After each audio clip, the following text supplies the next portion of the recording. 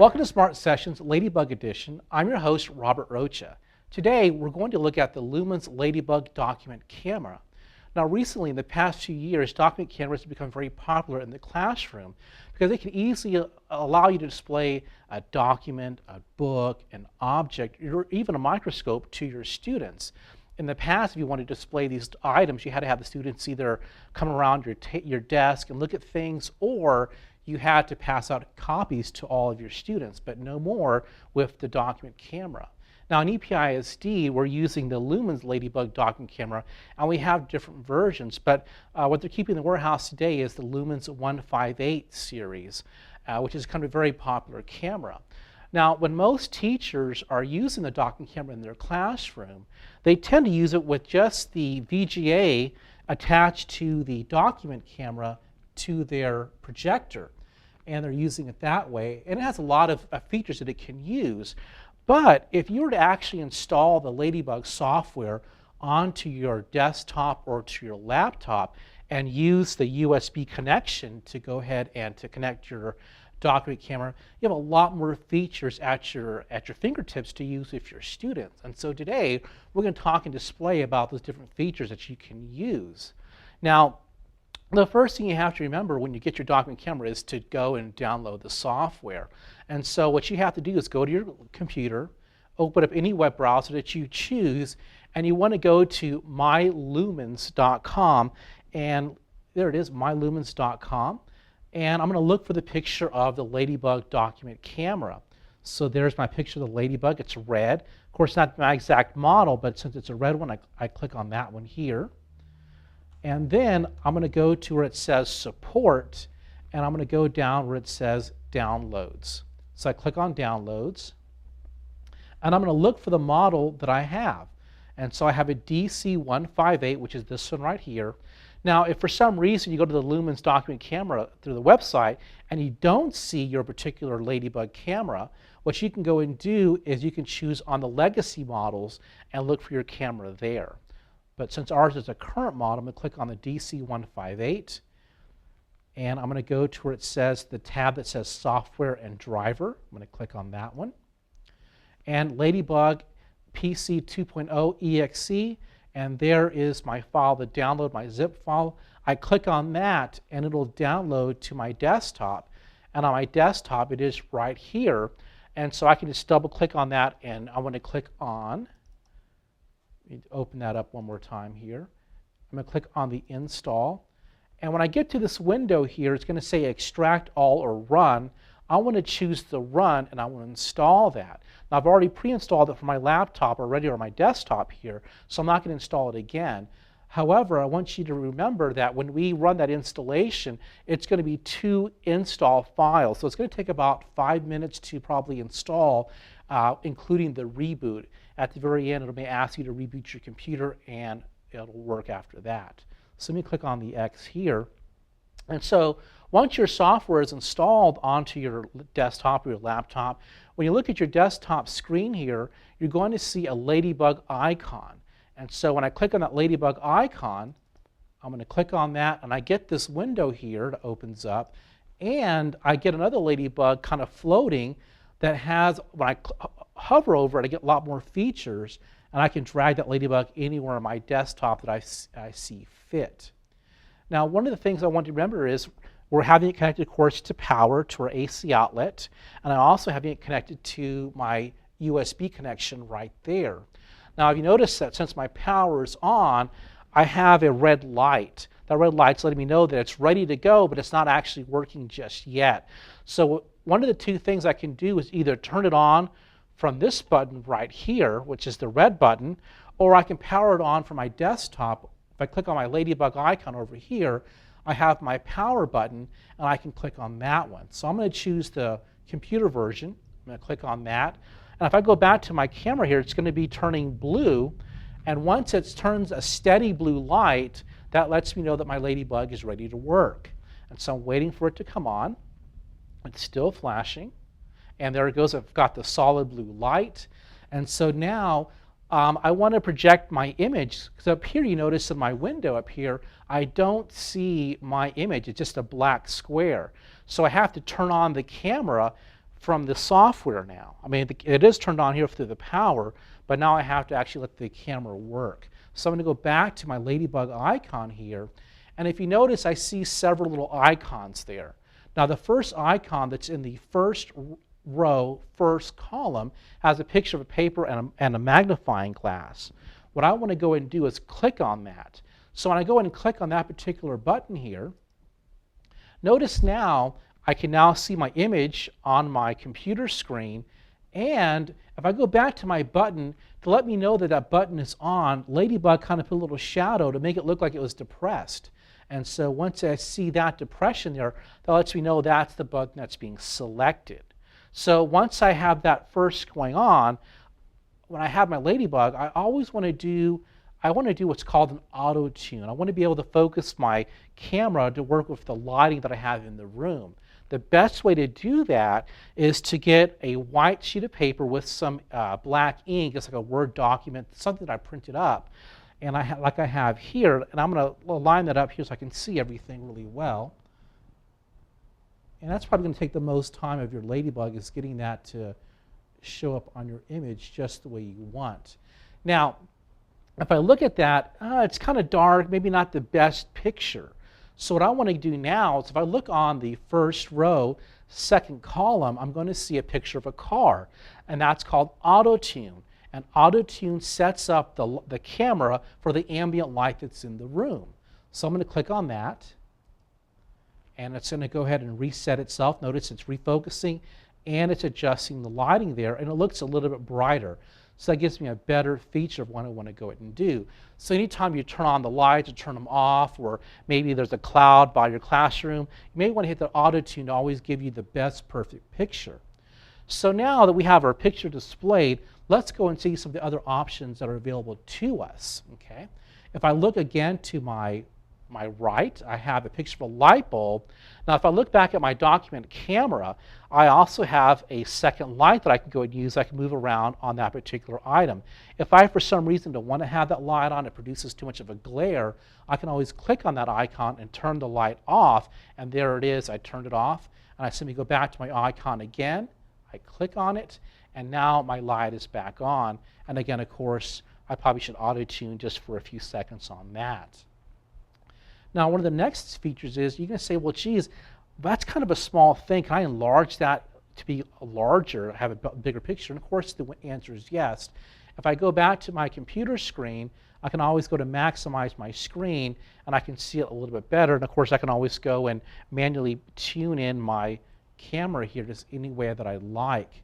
Now, if I wanted to, let's say right now I'm looking at it, but I want to go ahead and zoom in a little bit closer. Can I do that? And the answer is yes. There are several ways you can do that. Of course, I can always grab the actual Ladibug and move the camera further down, but I don't want to do that. I'm going to show you a better way. If I go back to my Ladibug icon up here, I have a picture on the second row, first column. It's purple. I have a picture of a magnifying glass with a plus sign. And if I click on that, I now have a little bar, that slider bar, that I can go ahead and zoom in as close as I want on that particular icon. So you can get that to work a little bit better there. Now, let me do something a little bit better. Let me put a better picture under here. I'm going to go and move this out, and I have a picture of a $100 bill. Now, there is, of course, Benjamin Franklin. Now, if I really wanted to zoom in, I can still zoom in very, very well. Let's go ahead and zoom in a little bit more. And you can see the clarity that it's going to give me. I can really go and see all the details of that particular document. And let me go back over here a little more. There we go. Now, if I wanted to autofocus, I can go hit the auto tune again. Let's see if it does that a little bit better for us. There we go. And I got a little better picture for us on that. Now, if I want to go even further, I can. And I can get a lot of detail on that particular camera. And if I wanted to, I can even move the zoom this in closer. See if I can get that a little bit closer there. And let me auto-tune that a little bit more. Well, maybe I got a little bit too close on that one. There I go. I got a pretty good image on that. So you can kind of see all the little detail within Benjamin Franklin's eyes that are there. So if I want to go back, though, to where I was before, I simply hit my slider button, and I go back down, and I'm back to where I was in that particular document. Now notice, as I mentioned earlier, if I look at that little square in my dot, or that little dot there, it's a little depression letting me know that it's been selected. If I click it again, it's unselected. Okay. So also too, if I'm over here, if I skip the ladybug, I go to my last row, second column. I have a third column, actually, I'm sorry. I'm going to click on the lighting there, and I can adjust the lighting feature, and I can make it brighter, or I can make it a little bit duller if I wanted to. There I go. So I can add a little more contrast to my picture, so I can adjust the contrast with that basic lighting feature that's there. So you have a lot of different features available to us. Now the last item I have on this particular row is going to be the settings icon.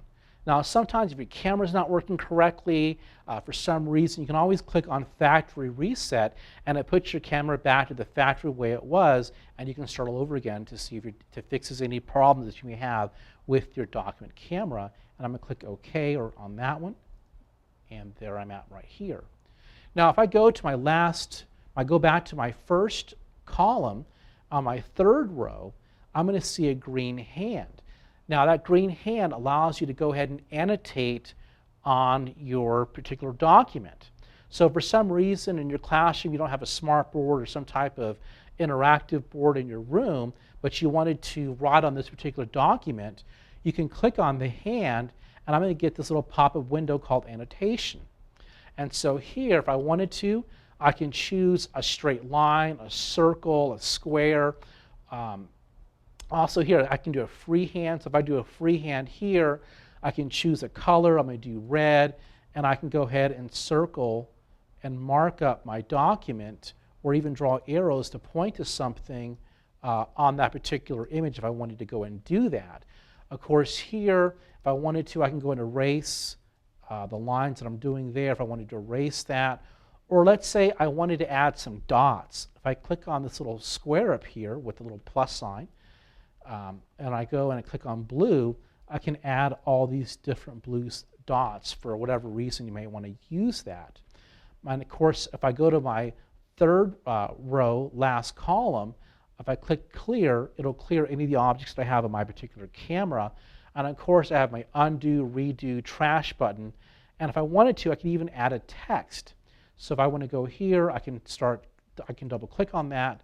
And when I do, I can just start typing in Ben Franklin.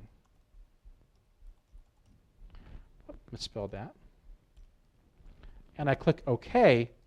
And now there's my word that I have right there. We click on cancel, that I've added to that particular image if I needed to mark it up.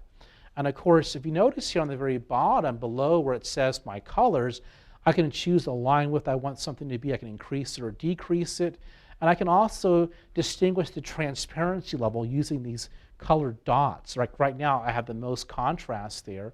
But here, if I choose 6, and I go back and write something on that, let's see, let's do a dot maybe. Notice that my dots, you can barely see where my cursor is at because it's the most transparent. But if I go back down, let's say from 6 to 2, and I'm clicking on the dots, you can see that it's less transparent on that particular item. And of course, I can always adjust the texting that's there. So let me go ahead and clear all. And I'm back to where I was. And I'm going to close my annotation up here. I notice now it's no longer selected that I have there. Now, another option that's really awesome with the document camera here is a lot of times in our classroom, the air conditioner may come on and for some reason, or we get distracted, and the document underneath our camera will move. And so we want to be able to freeze that so that way that does not happen. And so notice here on the third row, second column, I have a picture of a snowflake. If I click on that snowflake, what it's going to do, it's going to freeze my picture. And if I move now, I can now hold up the dollar bill that I have. And notice back on my camera, the image is still going to be there until I unfreeze it. So that's a really awesome feature that's there for us. So if I put this back under and I unfreeze, you can now see how the document moved a little bit because I didn't put it exactly in the correct place. So that's a really neat feature that's there. Now at this point, I want to kind of mention to you that with the Ladibug document camera, you also get a remote control that you can use to manually or remotely move your camera. And so one of the really neat features of this is, if let's say I have my document underneath here, but I want to be able to show other parts of the document without having to actually move it. I want to be able to pan my camera up and down, left and right. And I can do that either using the Ladibug features, or I can use the remote. And I think the remote would work best. So let's go and see if we can get that to work today. So I'm going to click on my remote. If I can get it here, I'm going to click on where it says pan. So I hit the pan button. I know it looks like I said freeze, but I'm going to hit the pan button again. And so now, when I hit the freeze button too by accident. Let me unfreeze that. Let me go back up here again. Let me hit the pan. There we go. And so now, if I choose my arrows up here, left, right, up, and down, I should be able to move that piece. Let me try that again. Let me hit pan. And always on camera, there it goes, there it goes. It's moving there. And so now you can see I'm panning left and right using my remote control. I can move it up and down. And I can go and see most of that particular document if I wanted to do that using that particular feature of the handheld remote. And that is a really neat feature for you guys to use. And of course, it comes with the lanyard, so you can always kind of wear it with you in the classroom, and you always have it with you wherever you're at when you're teaching to go ahead and move anything around on that particular piece. So that's a great feature that's there. Now over here, I go to my last column. I'm sorry, not my last column. My third column, third row. If I click on that one here, it gives me an option for more camera settings. I can zoom in here. I can focus and so forth on that. I can autofocus and do other things. And in a later video, we'll talk a little bit more about some of these advanced features, because with the Ladibug camera, you have the option of doing what's called a picture-in-picture, kind of like, where you can display a picture that you capture for the document camera and a live issue. But we're going to do that on another show for us. And of course, you can also do a slideshow. So for some reason you took several pictures with the camera, you can do that as a slideshow. So let me go and close that up here. And so since I've kind of piqued your interest here, one of the really neat features here is sometimes when we're showing something on our document camera, we may not want to go ahead and show our audience exactly what we're displaying at that particular time. Maybe you want to surprise them, or you want to talk about something, but you don't want to have them distracted by looking up at your screen. What you have here is a screen shade. So if I click on that, it's called mask mode, but it's like a screen shade. And so now it puts up a little black box, and if I click inside there, I get a cursor, and I can move that shade any way that I want to display my information. So if I want to go ahead and hide a certain portion of my screen or whatever my image I'm going to use, I can have that particular feature that's there, and so that allows me to do that. Now if I move my Ladibug over, I can also adjust that to different levels of transparency. So right now I'm at 0, but I can do 42%. And now you can kind of see I still have the shadow, but my main focus is going to be probably up here. Now I can either hit this button here to turn it off, or I can hit the X. I'll hit the X there, and I'm back to where I was. Okay. So now we're going to show you some of the really, really cool features of our document camera. If I go and look at my last row, first column, I have a picture of a camera. If I click on that camera, every time I do that, it's going to take images of my particular screen, of what I'm having displayed. Now you're going to say, well, okay, I have these pictures, but where are they being displayed at? So if I go back over here and I go to minimize my screen, I have pictures of the thumbnails right there, and these are all the pictures that I have. And I go here, and there are my pictures. Now, by default, they go into the Ladibug programming folder, but if you wanted to change that folder to make it easy access, if I click on my directory here, I can change the destination of where I want those particular files to go. And so right now, I had changed it earlier to my desktop, but somehow or another, if I keep clicking pictures, my whole desktop's going to be full of pictures. So I want to go and create a folder just for that. So if I click on my desktop and go to the very bottom of my Windows screen and choose Make New Folder, I can call this Ladibug, and it is Ladibug with an I. I click OK, and so now my directory is going to be Ladibug. So if I go back, I click OK there, and I go back to my full image screen that I wanted to work with here. And I take more pictures. There we go. And I wanted to verify those pictures went into that particular folder. I go to my Ladibug folder here, and there are all my pictures that I can go and use for later reference. So that's a really neat option that's there. Let me click on that one. Close that one up and go back to my Ladibug screen here. And so also a really cool feature is it allows you to record video. So let's say you wanted to do a time lapse of something, or you wanted to show all your markups or whatever something was doing. You could click on the camera and you get a little record button that's here, and I can click on record, and it's going to record every action that I'm doing underneath my camera. And it's going to save that as a Windows media file. So once I'm done recording, I click my stops button here, and I go back to minimize my screen, and I go back to my thumbnails. And if I use down below, you should see this one right there. It's highlighted. Now, how do I just know between if it's a video or a picture?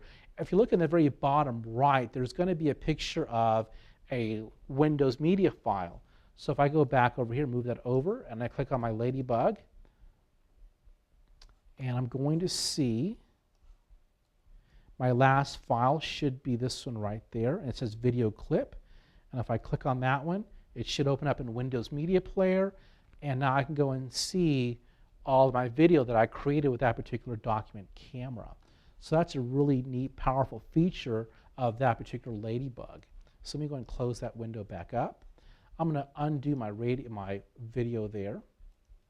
And so the next option I have here, I believe, is going to be the time-lapse photography. So I wanted to do something time-lapse. Let's say I had a picture, maybe a cocoon or a chrysalis, something underneath my particular camera, or a slide. I can go ahead and do a time-lapse and choose when I want that camera to start, what intervals I wanted to take a snapshot or a video of that particular time frame. And once I do that, I click OK, and it'll allow it to do a time-lapse photography. So who knew they could do all these kind of really cool things with our Ladibug camera? Now, the last thing that our Ladibug camera can do in our video series today is going to be the option of being able to focus a spotlight or putting a transparency area again on my image. So if I click on the last column, last row, I have a picture of the spotlight or a little frame there. And if I click on that, I have a little dot here, and I can maximize or minimize that any way that I want it to go. But there it is, my spotlight that I have on my particular piece. I can move that spotlight anywhere I want it to go. But of course, if I go back up here to my upper right-hand corner, I'm going to have a drop-down menu, and I can choose again the level of transparency that I want to go and use of that particular document camera.